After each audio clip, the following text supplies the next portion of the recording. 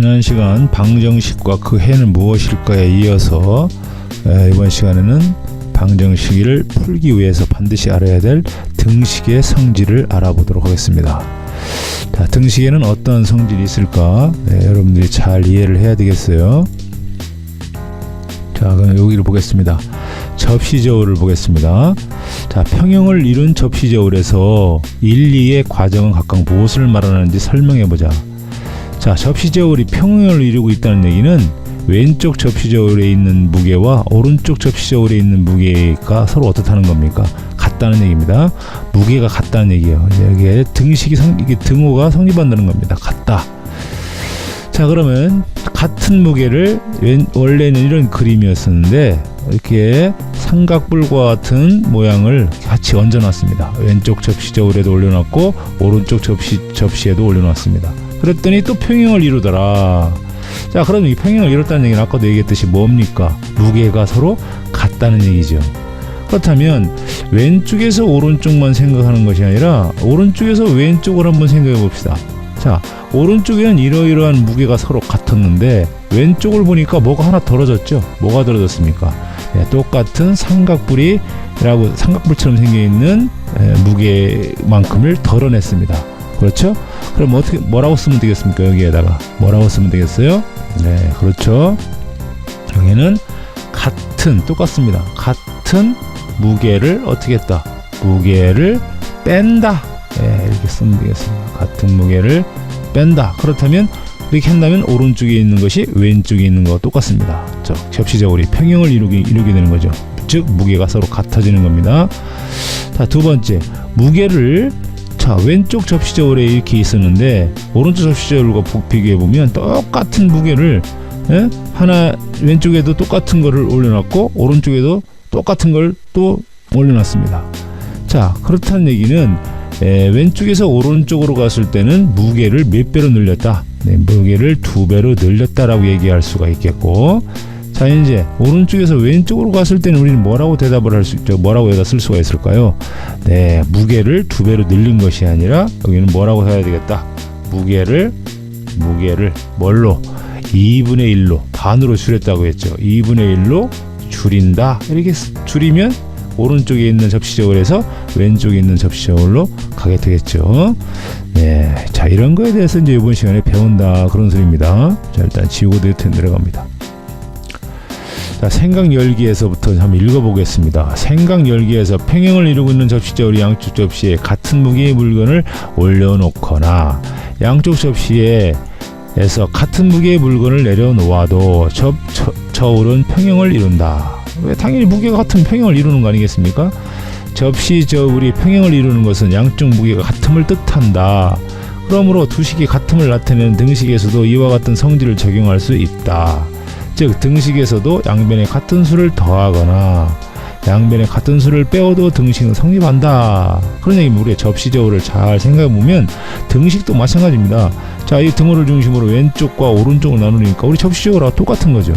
자, 그러면 가겠습니다. 양변에 같은 수를 더한다. 그렇다면 우리가 이 x를 구하기 위해서 여기 왼쪽과 오른쪽에다 어떤 수를 더해주면 되겠습니까? 그렇죠. 왼쪽에다가 2를 더해주면 2를 더해주고 오른쪽에도 똑같이 2를 더해주면 되겠습니다.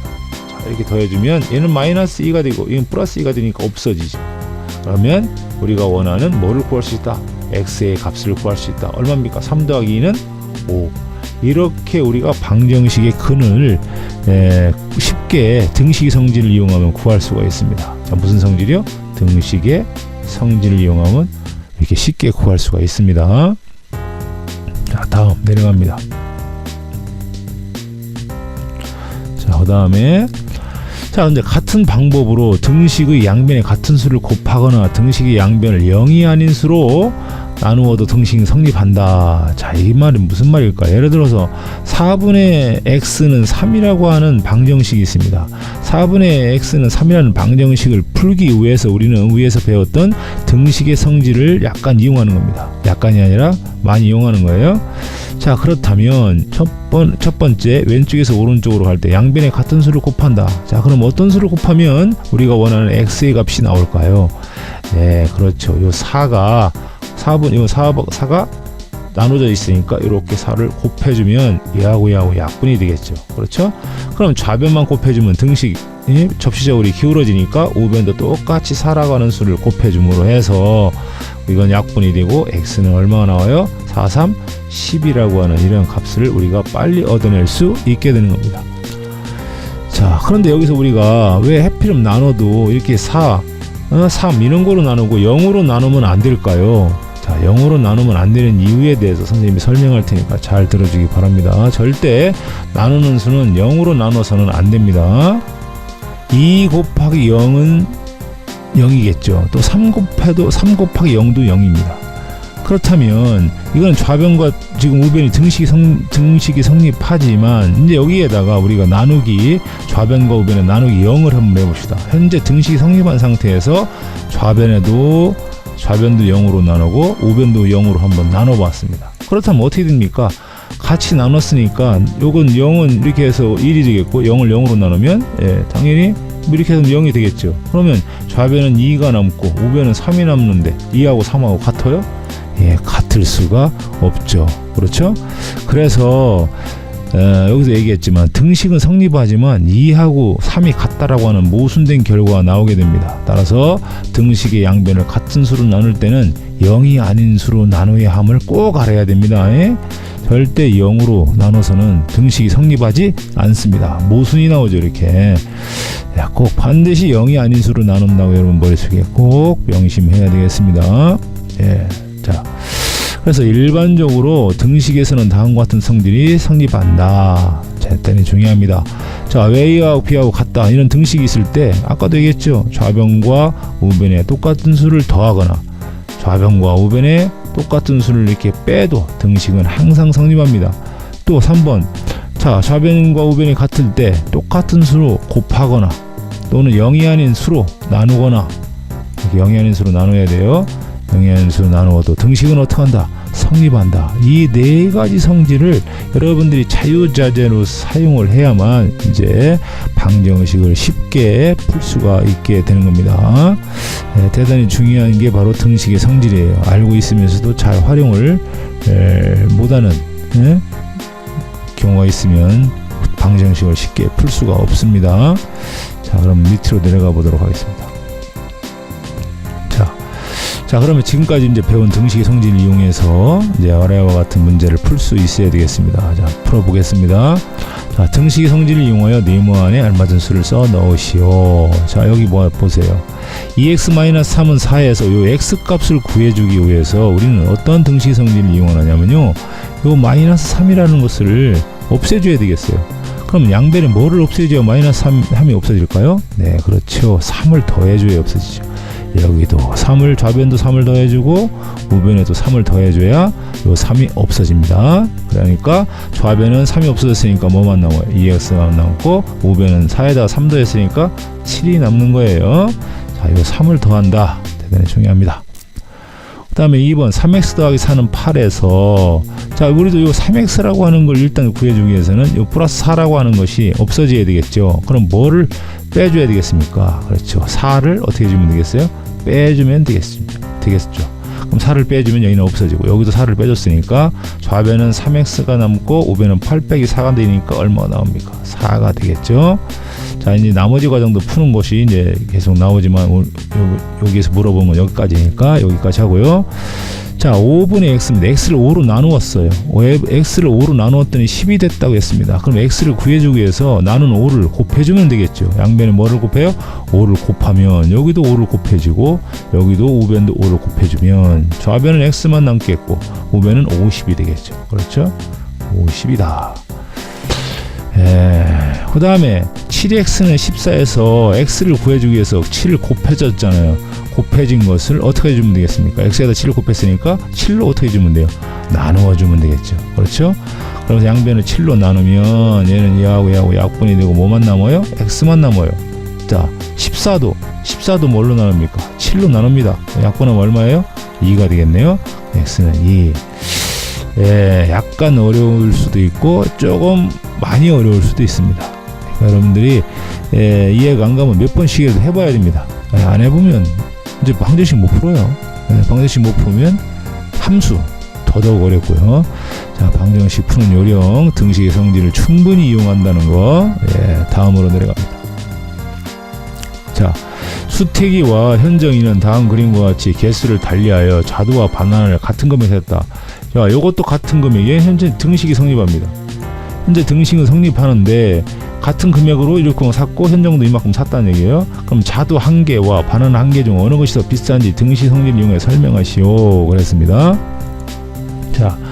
자, 그러면 같은 금액으로 수택과 현정이 이만큼 샀어요. 그러면 지금 자두가 비싼지 바나나 한 개가 비싼지 알으려면 여기 있는 거 5개를 서로 같이 지워봐요. 똑같은 수를 빼도 등식은 성립한다고 그랬죠. 그래서 뺐습니다. 그 다음에 이제 더 이상 자두를 지울 게 없어요. 그 다음에 이제 바나나를 4개를 지웁니다. 여기도 몇 개를 지워요? 4개를 지우면 남는 것은 자두 몇 개? 자두 3개가 바나나 몇 개하고 같다? 2개하고 같습니다. 그렇다면 자두 3개의 값이 바나나 2개하고 값과 같다는 얘기는 결국 뭐가 더 비싸다는 얘기입니까? 자두보다 바나나가 더 비싸다. 이렇게 우리가 알 수가 있겠네요. 예, 자, 그런 식으로 해서 등식 성질을 이용해서 우리가 알아보았고요. 예, 이제 3번으로 갑니다. 3번으로. 자, 이 문장도 여러분 창의 융합이라는 말만 나오면 일단 그 문제가 쉽게 해결되는 문제는 아니라는 걸 여러분이 알아야 됩니다. 예, 생각을 해야 되고요. 우리가 뭐 계산만 잘하면 수학을 잘한다 이런 사람들은 이런 문제를 상당히 어려워합니다. 예, 계산을 잘하는 게 수학을 잘하는 게 아니라요. 이런 문장을 잘 읽고 등식을 잘 세워서 좌우를 합리적으로 잘 생각하는 그런 합리적인 머리, 예, 그런 두뇌를 가져야만 되는 겁니다. 그런 두뇌를 그럼 뭐 예초부터 우리 갖고 태어난다 그런 거 아닙니다. 연습을 통해서 그런 머리가 향상이 되는 거죠. 예. 자, 그럼 보겠습니다. 염소 2마리를 모두 옥수수로 바꿔야 하는데 옛날에는 이렇게 물물 교환을 해서 바꿨습니다. 그러면 여기서는 어떤 사람은 염소를 닭으로 바꿔주는 사람이 있고요. 그 닭을 반드시 소금으로 바꿔주는 사람이 있네요. 그러면 마지막 보면 차차라는 사람은 소금을 드디어 옥수수로 바꿉니다. 그러면 우가라고 하는 사람은 차차한테 직접 갈 수가 없죠. 왜? 차차는 소금 3봉지를 주면 옥수수로 2자리를 준다고 했으니까 우가라고 하는 사람은 차차에게 직접 물물교환을 할 수가 없습니다. 그럼 누구를 거쳐야 되겠어요? 둥가라고 하는 사람을 거쳐야 되겠습니다. 그럼 보세요. 염소 2마리를 사면 염소 1마리당 닭 3마리와 바꿔준다고 했습니다. 그러면 여기에다가 염소 1마리당 닭 3마리니까 2마리니까 염소가 그럼 닭은 몇 마리예요? 닭은 3마리가 되겠네요. 그럼 2 곱하기 3 즉 똑같은 수를 곱해도 등식 성립합니다. 이렇게 되겠고요. 그 다음에 그럼 이렇게 해서 닭 몇 마리가 나왔어요? 닭 6마리가 나왔네요. 그럼 닭 6마리인데 또 여기 버둥이라고 하는 사람은 닭 2마리를 소금 1봉지와 바꿔줄 수 있대요. 그럼 닭 6마리입니다. 닭이 6마리인데 2마리를 소금 1봉지와 바꿔줬으니까 얘는 뭘로 나눠주면 소금 1봉지와 바꿔줄 수 있을까요? 예, 6을 뭘로 나눠줘요? 2로 나누면 소금으로 바꿔줄 수 있는 개수가 나오겠죠. 그럼 얼마입니까? 3. 소금 몇 봉지? 3봉지. 그렇죠? 소금 3봉지입니다. 자, 그러면 이제 드디어 이제 염소 2마리를 가지고 우리는 옥수수를 몇 자리를 얻을 수 있어요? 소금 3봉지를 주면 옥수수를 2자리 준다고 했어요. 그럼 결국 염소 2마리는 소금 3봉지의 값을 하는 거니까 결국 염소 2마리를 가지고 옥수수 몇 자루? 2자루를 살 수 있다. 그런 얘기입니다. 자, 오른쪽은 x가 5일 때 식 2x-3의 값을 등식의 성질을 이용하여 구한 것이다. 네모안에 알맞은 수를 써넣으시오. 자, 그럼 보세요. 여기서 x는 뭐라고 했습니까? 5라고 했습니다. 그럼 x에다 지금 현재 좌변은 몇 배 했습니까? 2배 했습니다. 등식이 성립하려면 좌변만 2배 하면 되겠어요? 예, 우변도 2배를 해야 되겠습니다. 자, 그러면 이게 했으니까 얘는 10이 나오겠죠. 그럼 2x는 10이라는 등식이 되었는데 또 좌변에도 뭐를 뺐습니까? 좌변에서 3을 뺐습니다. 그럼 좌변에 3을 빼면 되겠습니까? 우변도 똑같이 빼줘야죠. 그러면 10 빼기 얼마? 3 이렇게 되겠습니다. 자, 그러면 좌변은 이제 좌변은 2x-3이고 우변을 계산하면 어떻게 되겠습니까? 2x-3은 7이라고 하는 등식을 얻어내는 거죠. 자, 이렇게 해서 이제 등식 성질을 이용해서 우리가 쉽게 방정식을 풀 수 있었습니다. 네, 좀 어렵지만 몇 번 더 보시고 방정식을 잘 풀 수 있기 바랍니다. 자, 이상 수업을 마치도록 하겠습니다.